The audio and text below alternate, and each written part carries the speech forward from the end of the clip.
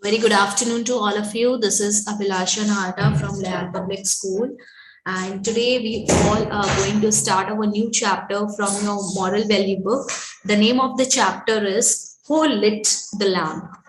This is lesson chapter 14, and the name of the chapter is Who Lit the Lamp? Okay, so let's start. One evening, when it was a dark, her mother returned home with her two children after a day of hard work. On the table, they found an oil lamp burning, seeing which the little boy shouted excitedly, "There is nobody at home who could have lit the lamp."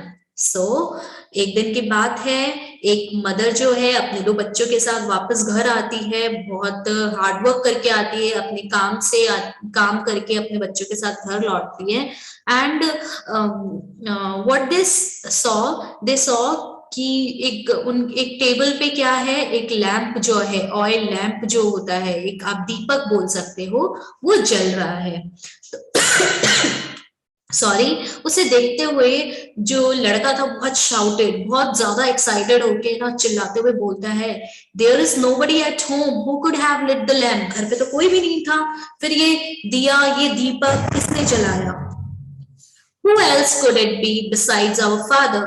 I am sure he has returned from the city, replied the little girl. Now her sister replied to her like, uh, पापा के अलावा कौन होगा? मैं I am sure कि पापा घर आ गए होंगे इस शहर से और उन्होंने ही ये दीपक, ये जो लैम्प है, ये दीपक जो है वो जलाया होगा।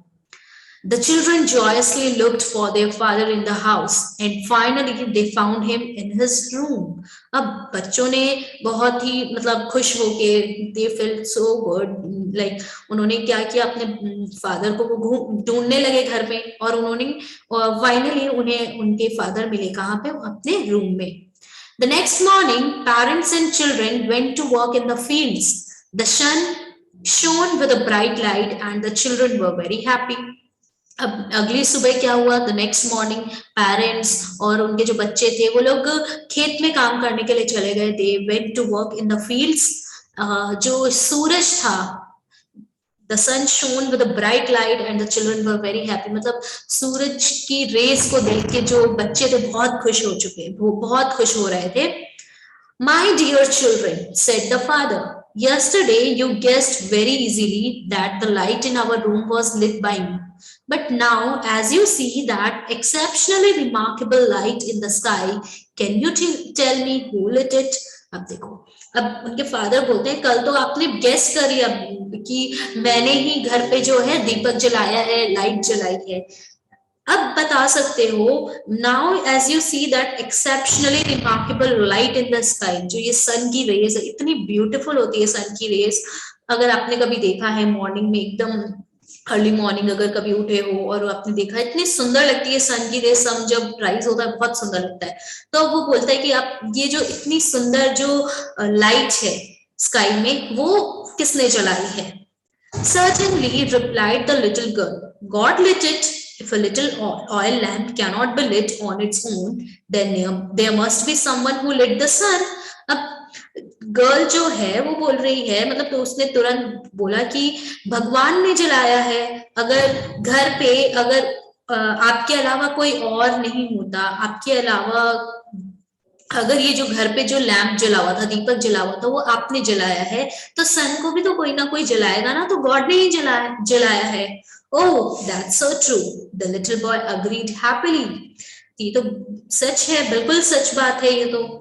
Friends, God created all the things, the sun, the moon, the stars, and everything that makes our life complete. So whatever we are having, whatever we are blessed with, we are blessed with our with parents, beautiful family, friends, sun, moon, plants, animals, environment, everything, whatever we have in our surroundings.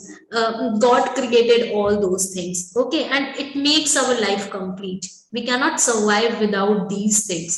So we should admire and respect his creation. We should not pollute things. We should not like cut trees. We should not like we should not be selfish.